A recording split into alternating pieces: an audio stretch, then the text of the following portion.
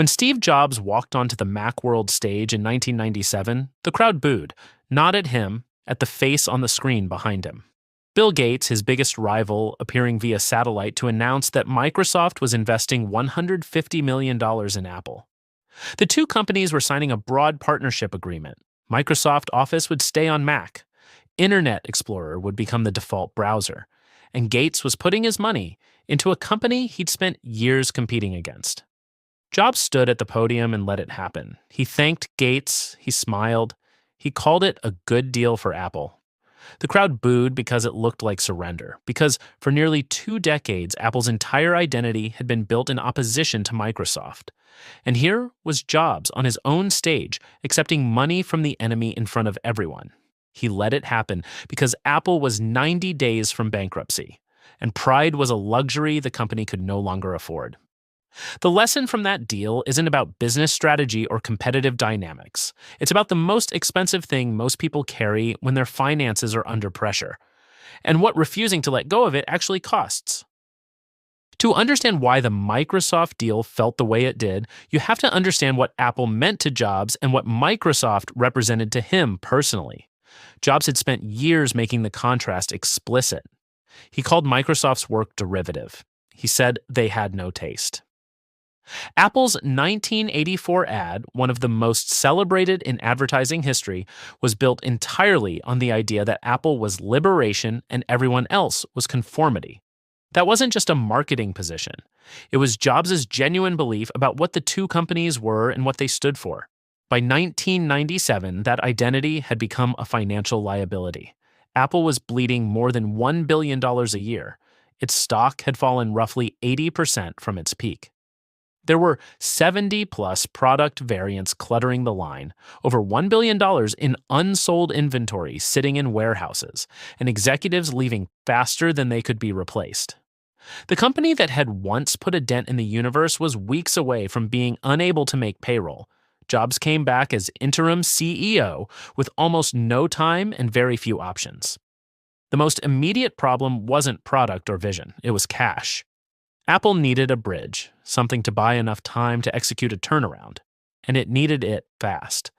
The option that emerged was Microsoft, a $150 million investment, non-voting preferred stock, a patent cross-licensing agreement, and a public commitment from Gates that Microsoft would continue building Office for the Mac platform. For Apple, it solved the immediate liquidity problem. For Microsoft, it neutralized a serious antitrust case by demonstrating that the company was supporting competition rather than eliminating it. The math worked for both sides. Jobs knew that. He took the deal. What made the deal difficult wasn't the terms. It was the image. When Gates appeared on that satellite screen, towering above Jobs at his own conference, it looked like Apple had been absorbed, like Jobs had walked back into his company, only to hand it to the man he'd spent his career defining himself against. Jobs later said the optics haunted him. He called it a mistake to present it the way they did. He felt it made Apple look small, like the outcome was in Microsoft's hands. But here's what the image didn't show. Within 12 months of that deal, Apple was profitable again. The $150 million wasn't a solution. It was a runway extension. It bought enough time to cut 70% of the product line, stabilize operations, and ship the iMac, a single product that sold 800,000 units in its first 5 months. The iMac bought more time. The iPod followed, then the iPhone, then everything else. The most humiliating moment of Jobs' public career was the first move in the greatest corporate turnaround in history. Not because humiliation was the point, but because Jobs made a specific calculation. The cost of maintaining the identity was higher than the cost of abandoning it temporarily. That calculation is available to anyone. Most people never run it. Financial ego shows up differently in a household than it does on a conference stage, but the structure is the same. It's the refusal to take a move that would materially improve your position because of what that move signals about you. The most common version is the downsize refusal, staying in an apartment, a car, or a lifestyle you can no longer sustain because moving to something smaller feels like admitting that things went wrong. The logic is understandable. Nobody wants to look like they're going backward, But the apartment doesn't know you're struggling. The car payment doesn't care about the narrative. The cost continues regardless of whether the move gets made. The second version is the help refusal. Avoiding debt consolidation because accepting a structured repayment plan feels like a confession, not asking family for a short-term loan because of what it would mean about your independence. Holding off on calling a creditor to negotiate because you're not ready to have that conversation yet. Each of these delays has a daily interest rate attached to it. The third version is the backward step refusal. Turning down a lower paying job with real stability because accepting it feels like regression. Holding a losing position in an asset because selling locks in the loss visually, even though the loss already exists. Refusing to sell something you no longer need because the price you'd get is less than what you paid. Look, the backward step isn't always the right move, but in each of these cases, the reason it isn't getting taken usually isn't financial. It's the story attached to it. Take someone carrying a $1,847 monthly apartment payment they've been sustaining on credit for 7 months. A comparable unit in a different neighborhood runs $1,241. The move feels like a demotion. The financial reality is $606 a month redirected. Over 18 months, that's $10,908 in rebuilt liquidity. The humiliation of moving is the transaction that funds the recovery. Or consider someone holding $18,400 across 3 credit cards at an average APR of 24.9%. A personal loan consolidation offer is sitting in their inbox at 11.2%. Clean repayment, lower monthly payment, significantly less interest. They haven't responded because taking it feels like formalizing the problem. The cost of not taking it, approximately $2,516 in additional interest over 24 months compared to the consolidation path.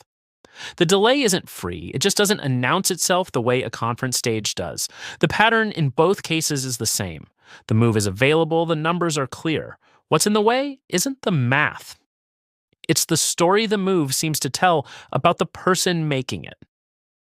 There are 3 questions worth asking to find out whether financial ego is the specific thing blocking a recovery. The first, is there a move available right now that would materially improve your financial position, but you've ruled it out based on how it looks or what it signals? Not because the numbers don't work, because of the story. The second, if a close friend were in your exact financial situation, what would you tell them to do? The answer to that question tends to be more honest than the answer you give yourself, because the identity isn't yours to protect. The third, what is the actual monthly cost of not taking the move? Assign a number. The carrying cost of a too expensive apartment, the interest on unconsolidated debt, the monthly bleed from a depreciating asset you're holding.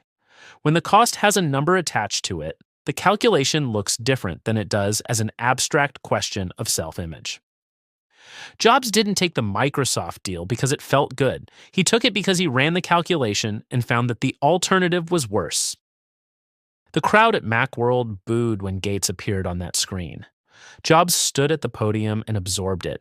He knew what it looked like. He did it anyway. Microsoft sold its Apple stake in 2003 for $550 million, a return of more than 267% in 6 years. The shares it held would be worth over $120 billion today. Apple became a $3 trillion company. The iMac, the iPod, the iPhone, the App Store, the entire run that followed, right? All of it traces back to a 90-day window in 1997 when Jobs chose the move that kept Apple alive over the move that protected how Apple looked. The backward step bought enough time to take 10 steps forward. That's not a story about being willing to fail or about resilience or any of the language that usually gets attached to it. It's a story about running the numbers honestly and acting on what they say. Even when the action is uncomfortable, even when the crowd is watching, and even when the person you're asking for help is the last person you wanted to ask. The cost of pride has a price. Most people just never calculate it. If you want to run the actual numbers on your own financial position before making a call like this, the next video walks through a simple audit. The link is in the description. Thanks for watching. I'll see you in the next one.